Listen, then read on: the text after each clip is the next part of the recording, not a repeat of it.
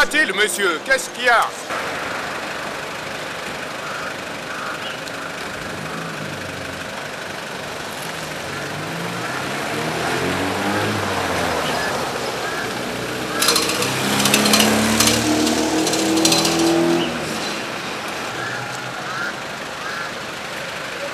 C'est tout simplement parce que j'ai oublié de mettre la ceinture que je dois perdre mon temps ici.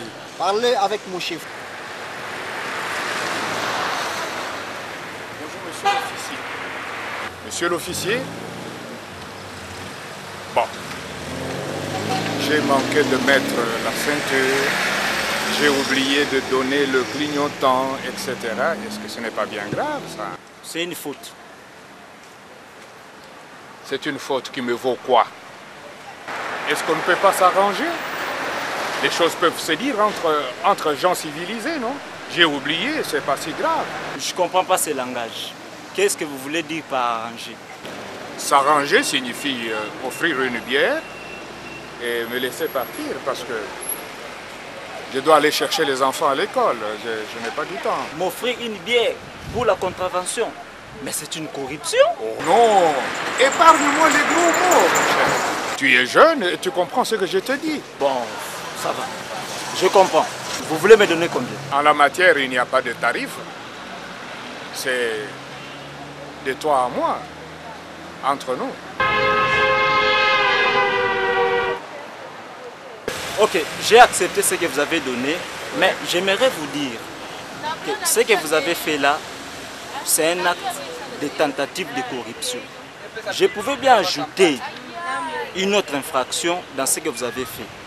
Mais parce que la loi ne se mange pas, je vous l'accorde, mais ne répétez plus ça. C'est gentil. Au revoir, monsieur.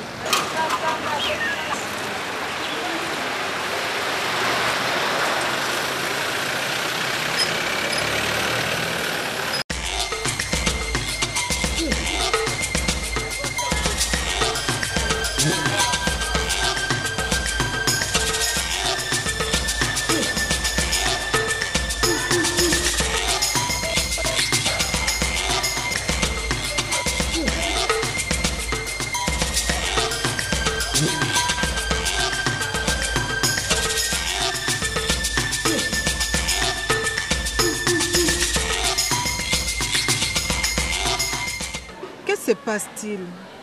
Je te vois triste. La gagne, ça ne va pas comme vous venez de constater. Je ne vois pas clair du côté de mes côtes. C'est comme si je n'ai même pas présenté mes examens. Tu as échoué donc? C'est ça mon souci. Je ne sais pas, mes côtes ça ne se voit pas. Je ne sais pas qu'est-ce que je peux faire pour en avoir. En tout cas, je suis en train de raisonner un peu. Qu'est-ce qu'il faut faire? Tu ne vois pas tes côtes? Tu n'as pas présenté l'examen? Pourtant, je te voyais chaque jour dans la salle d'examen. Je ne sais pas qu'est-ce qu'il faut faire. Je ne comprends même pas. Et pourtant, j'ai tout présenté. Je suis ici chaque jour et je ne comprends plus. Alors, c'est sérieux? Les côtes? Finalement, comment tu vas t'en sortir? Vas-tu revenir en deuxième session? En tout cas, ce n'est pas mon souhait. Bonjour mes camarades. Bonjour. Tu peux venir un peu jolie. Pardon? J'ai besoin de toi pour 2 minutes seulement. Que je vienne? Oui. Excuse-moi la grande. Ok.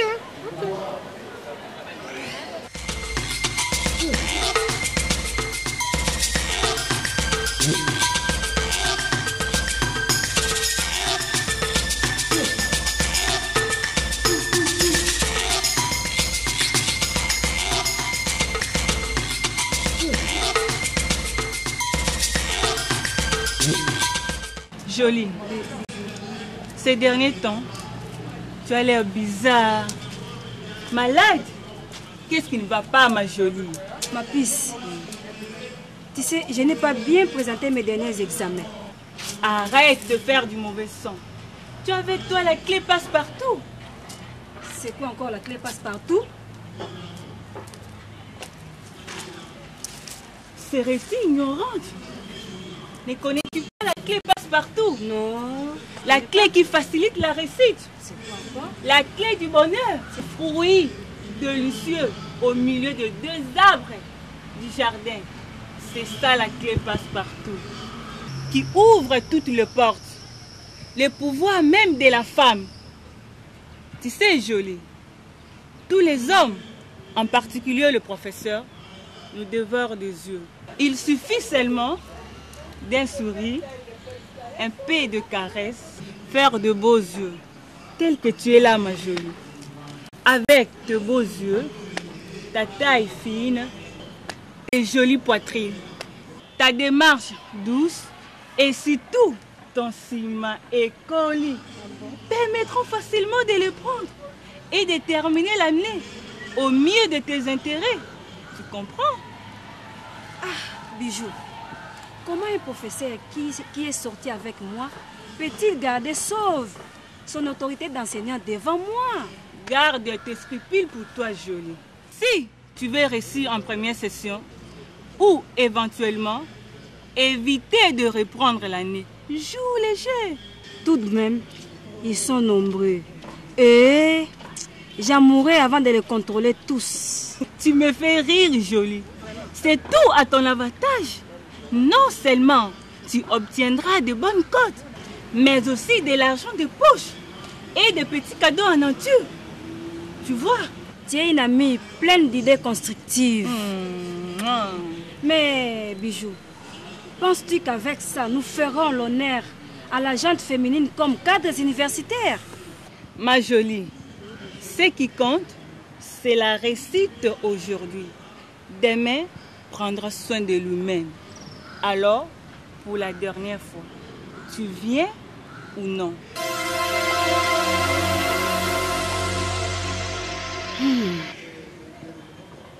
Tu viens ou non? Alors l'autel du sacrifice. Mais gare aux dégâts. Sois tranquille, ma jolie. En la matière, on exige les préservatifs. Si alors il m'oblige d'aller sans préservatif? Avec préservatif, on ne donne que la moitié de la cote. Et sans préservatif, c'est la grande distinction, ma jolie. Les filles, que se passe-t-il? J'ai suivi votre conversation. S'il vous plaît, regardez-moi un peu, écoutez-moi. Je suis une ancienne de cette université. Les vieux que vous voyez là, ce sont des hommes mariés. Ils abusent des jeunes filles comme vous. Je ne sais pas qu'est-ce qu'ils ont. J'ai l'impression que vous ne vous intéressez pas à moi. Merci beaucoup. Au revoir. Merci.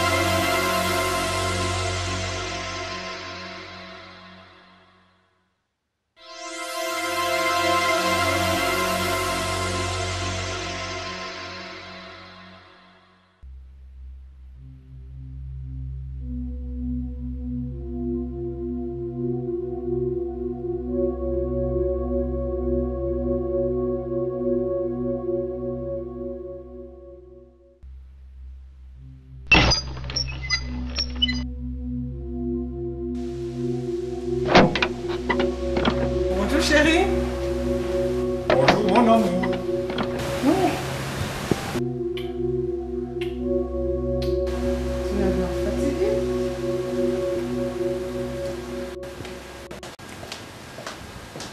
Il a fait chaud aujourd'hui.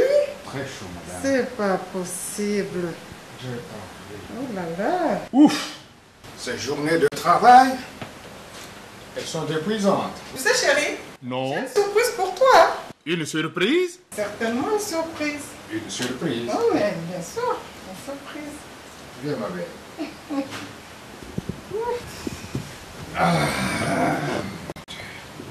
Dis donc, comment était la journée, chérie? Maussade. Oui. Le temps est à la pluie. Ouais. Il a plu, chérie. Il a plu aujourd'hui, c'est vrai. Dis-moi, ma chérie. Dis-moi ce que tu penses. de notre manière d'être depuis que nous sommes revenus au pays il y a 2 ans. Ah, mais du bonheur. Que du bonheur. Que du bonheur. Comme j'ai toujours rêvé d'en vivre. Mais certainement. Un mari charmant comme toi. Oh là. Et riche. Les enfants splendides. Un parc automobile bien garni. Les villas à travers la capitale. Et dans quel quartier? Pas le moindre, chérie. Le quartier riche. De quoi faire des envies quand on est fonctionnaire, hein? Tu ne trouves pas? Eh oui, eh oui. J'ai eu beaucoup de chance avec mes amis politiques. Et je me sens en sécurité quoi qu'il arrive. En 2 ans, nous avons réalisé nos rêves le plus fous. Quel exploit! Mais dis donc, la RDC offre beaucoup d'opportunités de se constituer de la fortune, hein? Mais oui, bien sûr. Mais une chose me surprend. Laquelle? Elle est placée parmi les pays pauvres. Il suffit de prendre la voiture et de sortir vers la périphérie de Kinshasa pour se rendre compte de certaines réalités. Mais tu sais, ce n'est pas tout le monde qui a la chance de se constituer de la fortune tout en étant dans la politique, par exemple. J'ai compris alors. Je n'ai pas oublié qu'il y a une surprise pour moi. Papa chérie, attends, tu verras quelque chose. Prends d'abord un verre d'eau frais. Merci. Nous avons de la visite? Non, je n'attendais personne. Qui ça peut bien être? Mais va un peu voir, madame. Bonzenga. Oui. Bonjour monsieur. Bonjour madame. Entrez s'il vous plaît. Merci madame. Vous voulez? Je voudrais voir mon chef madame. Ok. Venez s'il vous plaît. Merci madame.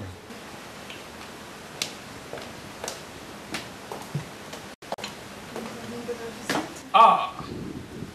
Bonjour Kanyaka. Bonjour chef. Qu'est-ce qui me vaut l'honneur de ta visite? Prends place. Merci chef. Ok. On dirait pas une maison d'un fonctionnaire chef. C'est vrai ça? Oui.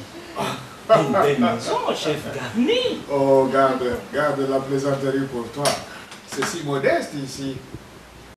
Alors, les nouvelles sont-elles bonnes?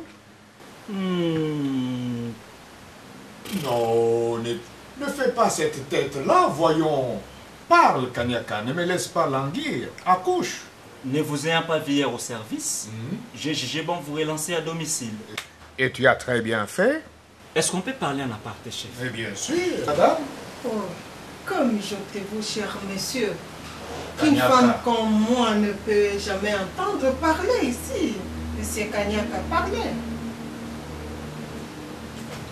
L'audit diligenté par le nouveau PDG révèle un trou profond de quelques centaines de milliers de dollars dont on ne retrouve pas les trans à comptabilité. Et alors? Et alors, le nouveau comité de gestion décide de vous suspendre de vos fonctions en entendant des éventuelles poursuites judiciaires. Je suis un homme intègre, moi. Et j'aime la transparence en plus. Oui, chef. Et Vous quoi? aimez tellement la transparence qu'elle s'est enfuie dans un trou noir de quelques centaines de milliers de dollars qui ont pris une destination bien connue de vous seuls. Tu aurais donc détourné l'argent de ton service? Pas exactement, madame, pas exactement.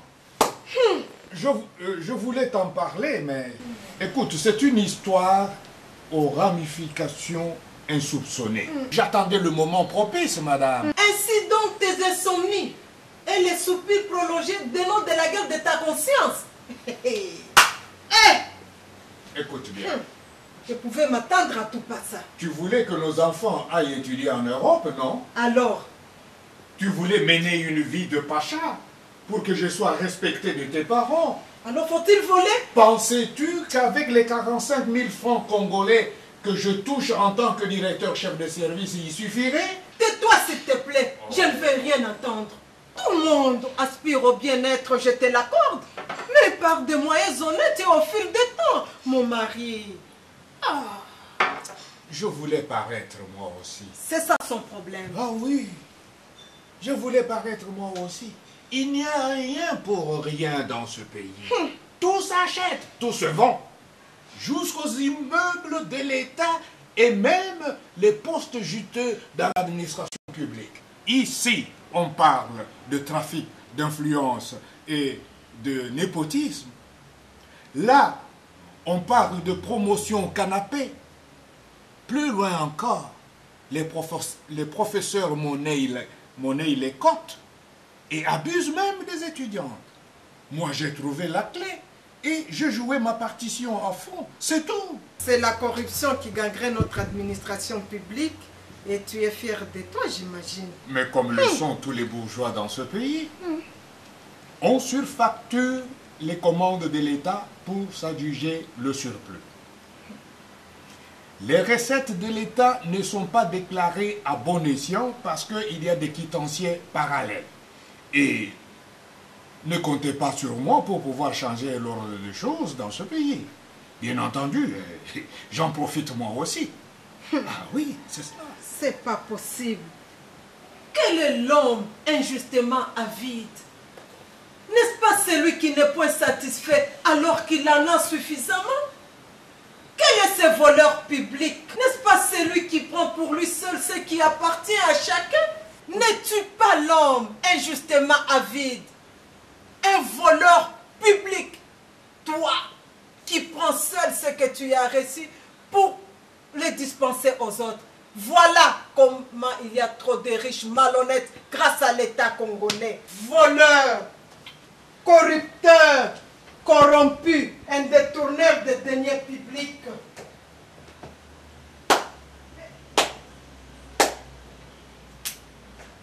Selon toute vraisemblance, votre femme tombe des nues. Elle n'est pas au courant de vos exploits. Écoute-moi bien, jeune homme.